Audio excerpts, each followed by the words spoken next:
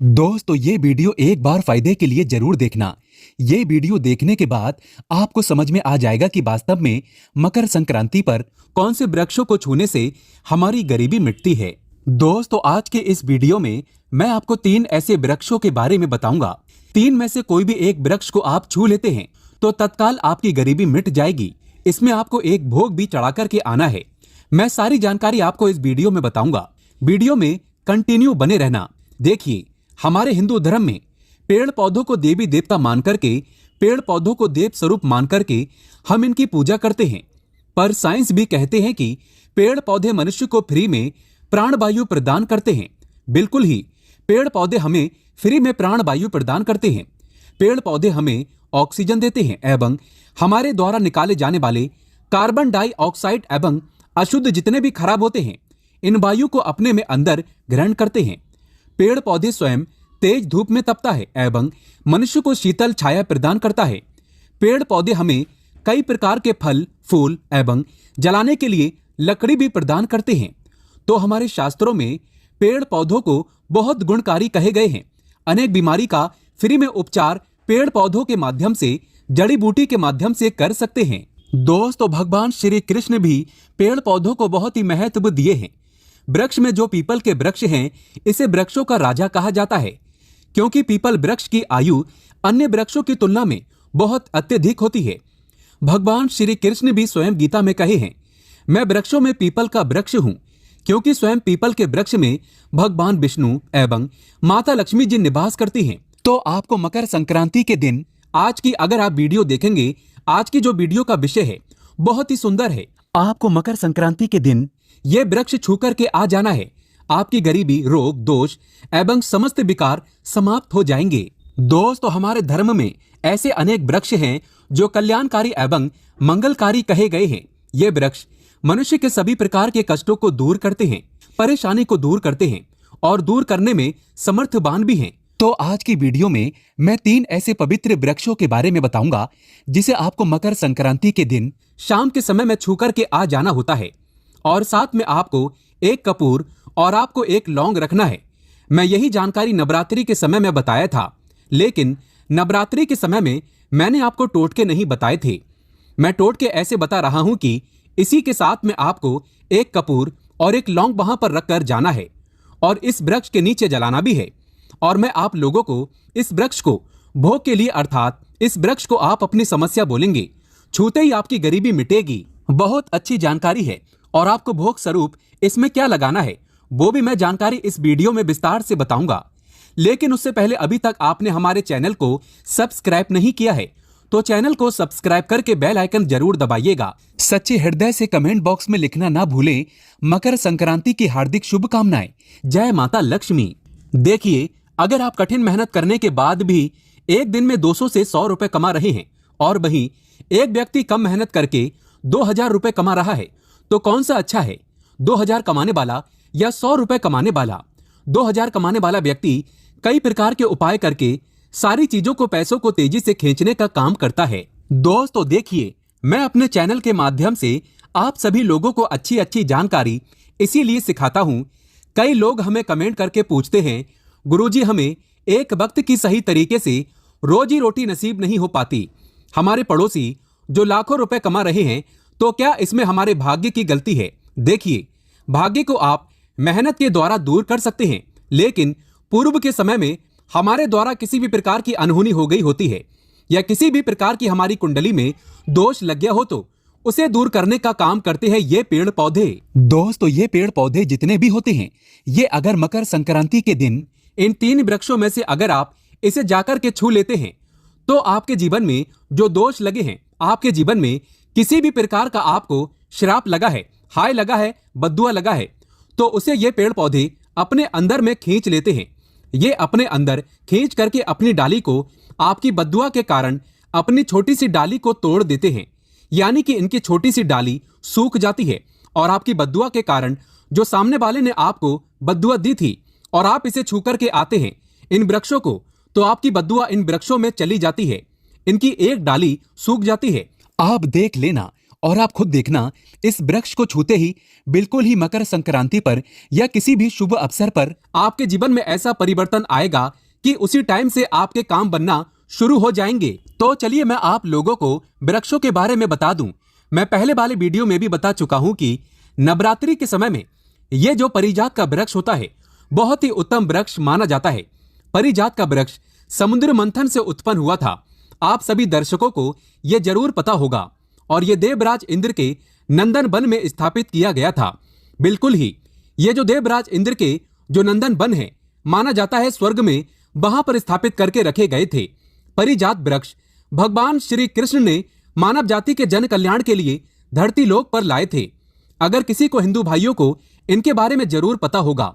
सत्यभामा की कथा पढ़े हैं तो जानकारी मिल सकती है। आप सर्च करके गूगल में भी देख सकते हैं।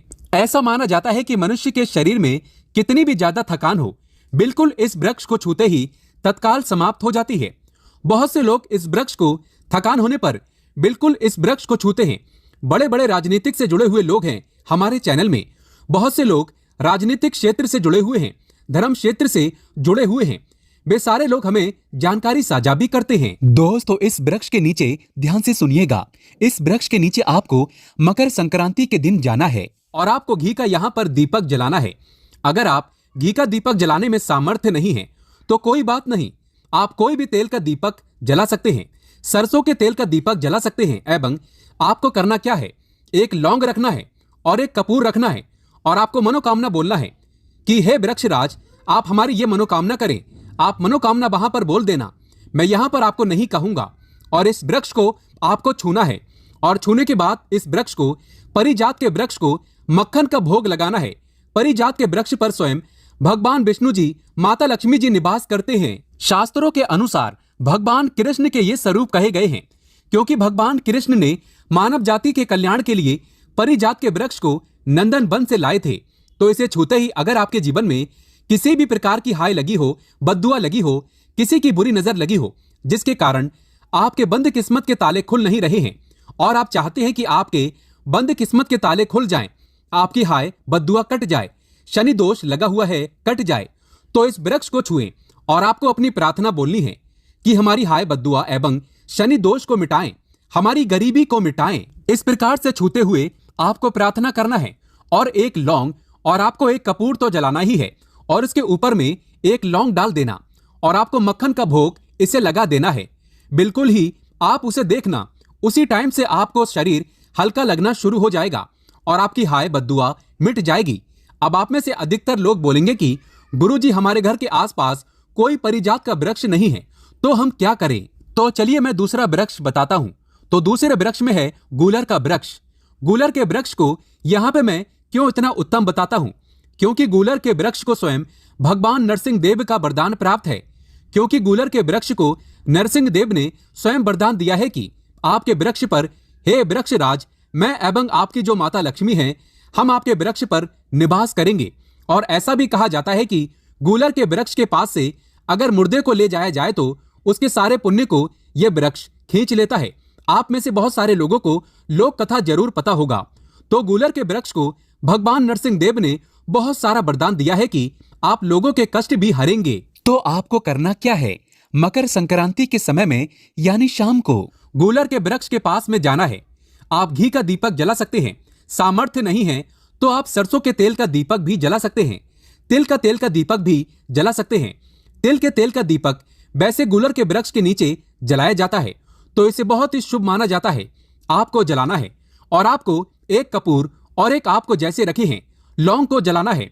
जैसे अभी मैंने पहले भी बताया है उसी प्रकार से जलाना है और इसे छू करके प्रार्थना करना है, हे गूलर, हे वृक्षराज, हम आपसे प्रार्थना लगाते हैं। आपके वृक्ष पर स्वयं भगवान नरसिंह देव तथा माता लक्ष्मी जी विराजित हैं। हम प्रार्थना लगा रहे हैं कि हमारी गरीबी एवं हमारी परेशानी एवं जो किसी की हमें हाय लगी है, बद्दुआ लगी है, किसी की बुरी नजर लगी है, हमारे घर में किसी को नजर दोष लगा है, सारे दोषों को समाप्त कर दीजिए। आप अपने अंदर में समाहित कर लीजिए, खींच लीजिए। इस प्रकार से आपको प्रार्थना करना है और गूलर के वृक्ष को आपको बताशे का भोग लगाना है। बताशे आपको समर्पित कर देने हैं और उसी दिन आपको 5 गूलर के फल लाना है। मकर संक्रांति के दिन ऐसा माना जाता है कि जो व्यक्ति लाल कलर की चुंदरी में गूलर के पके हुए फल को लाते हैं, बांध करके और इसे पूजा करने के बाद और इसे धन पेटी में रखते हैं, तो ऐसा माना जाता है आजीवन ऐसे व्यक्ति के जीवन में, ऐसे व्यक्ति के घर में धन दौलत की कमी कभी नहीं होती। गूलर के वृक्ष को साक्षात माता लक्ष्मी के स्वरूप कहे गए हैं। गूलर के वृक्ष पर माता लक्ष्मी, नरसिंह देव विराजमान रहते हैं। तो आपको यही काम करना है। आपको प्रार्थना बोलते हुए आपको इसे छूना है और जो मैं प्रक्रिया बता रहा हूं वही प्रक्रिया करना है। 5 इसके फल जरूर ले आना और लाकर के मकर संक्रांति के दिन पूजा पाठ करने के बाद आपको इसे अपने धन स्थान में जरूर रखना है। आजीवन आपके जीवन में धन की कमी कभी नहीं होगी। दोस्तों चलिए मैं आप लोगों को इसके बाद तीसरा पौधा बता देता हूं। तीसरे पौधे में है बेल के वृक्ष। मैं आप लोगों को कई बार कई कथा में बता चुका हूं कि ये जो बेल के वृक्ष हैं माता पार्वती के स्वरूप कहे गए हैं। तो ये वृक्ष माता पार्वती के पसीने से उत्पन्न हुए हैं। स्कंद पुराण में बहुत ही स्पष्ट तरीके से बताया गया है। इसके पत्ते में शिव और डाली में पार्वती, जड़ में ब्रह्मा एवं तन में विष्णु जी स्वयं रहते हैं। संध्या काल में ऐसा माना जाता है कि शिव मंदिर के समीप में जो बेल के वृक्ष हैं, इसके नीचे में अगर कोई भी व्यक्ति अगर मकर संक्रांति के दिन संध्या काल में इसे, वैसे तो डेली इसे जलाना चाहिए, लेकिन अगर मकर संक्रांति के दिन संध्या काल में अगर भगवान शंकर जी का कोई भी शिव मंदिर है तो उसके किनारे में जो कोई बेल का वृक्ष हो, वहां पे बिल्कुल आप एक घी का दीपक जला दीजिए। इसे बहुत ही उत्तम कहे गए हैं। वैसे अगर आप घी का दीपक जलाते हैं तो आपको धन, गुण एवं परम शिव भक्त की प्राप्ति होती है। दोस्तों इस वृक्ष को छूने से पाप तत्काल नष्ट हो जाते हैं। कैसा भी आपके जीवन में पाप हो, दूर हो जाते हैं। तो आपको करना क्या है, देखिए जो बेल के वृक्ष हैं इसे बहुत ही उत्तम कहे गए हैं। माता लक्ष्मी को भी बेल के वृक्ष का अवतार लेना पड़ा था। एक कथा के अनुसार इसके बारे में मैं एक कथा भी बता दूंगा कि क्यों माता लक्ष्मी को बेल के रूप में बेल के वृक्ष में अवतरित होना पड़ा था। मैं इसके बारे में भी एक कथा भी आपको बता दूंगा। तो आपको मकर संक्रांति के दिन बेल के वृक्ष के नीचे हो सके तो घी का दीपक जरूर जलाइएगा। घी का दीपक बहुत ही उत्तम कहे गए हैं। अन्य वृक्षों को जैसे आपने मक्खन चढ़ाया, बताशे का भोग लगाया, बेल के वृक्ष को माता पार्वती तथा भगवान शंकर के स्वरूप ही कहेंगे। बेल की जो वृक्ष की जड़ होती है, इसके जो मूल भाग होते हैं, इसमें समस्त तीर्थ आकर के निवास करते हैं। इसीलिए सावन के महीने में कहा जाता है जो लोग अगर तीर्थ धाम नहीं जा सकते, तीर्थों के दर्शन नहीं कर पाते, तो ऐसे व्यक्ति बेल वृक्ष के नीचे में 1 महीने तक घी का दीपक जला लेते हैं तो संपूर्ण जितने भी तीर्थ होते हैं इसके घूमने का बराबर पुण्य की प्राप्ति होती है। मैं इसीलिए सारी जानकारी गुप्त रहस्य जानकारी बताता हूं, जिससे आप सभी दर्शकों को, कल्याणवासी दर्शकों का बिल्कुल आध्यात्मिक उन्नति हो। सभी को धन की जरूरत नहीं होती, किसी को पुण्य की प्राप्ति की जरूरत होती है। कोई आध्यात्मिक उन्नति करना चाहते हैं, इसीलिए इस प्रकार के छोटे छोटे गुण भरे रहस्य जानकारी वीडियो बता देता हूँ। दोस्तों अब करना क्या है, मकर संक्रांति के दिन इस वृक्ष को छूना है। माता पार्वती से प्रार्थना लगाना है कि हे माता पार्वती, आप ही शक्ति स्वरूपा है, लक्ष्मी है, धन की देवी है, आप ही संसार को चलाने वाली देवी है।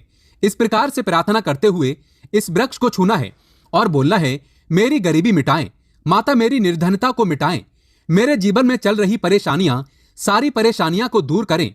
इस प्रकार प्रार्थना करते हुए आपको एक कपूर और एक लौंग को भी जला देना है और एक काम जरूर करना है। जलाने के बाद इस वृक्ष को आपको बोलना है कि मैं भोग स्वरूप आपको धतूरे के पत्ते एवं धतूरे के फल समर्पित करूं, आप स्वीकार करें। दोस्तों इस वृक्ष की जड़ के नीचे में भी आपको धतूरे के फल एवं पुष्प हैं तो पुष्प भी रख सकते हैं, फिर पत्ते रख दीजिए और अब वृक्ष आपको छूना है, प्रार्थना करते हुए कि हमारी गरीबी मिटाएं, हमारी निर्धनता मिटाएं, बिल्कुल ही आपके जीवन में कभी गरीबी नहीं आएगी।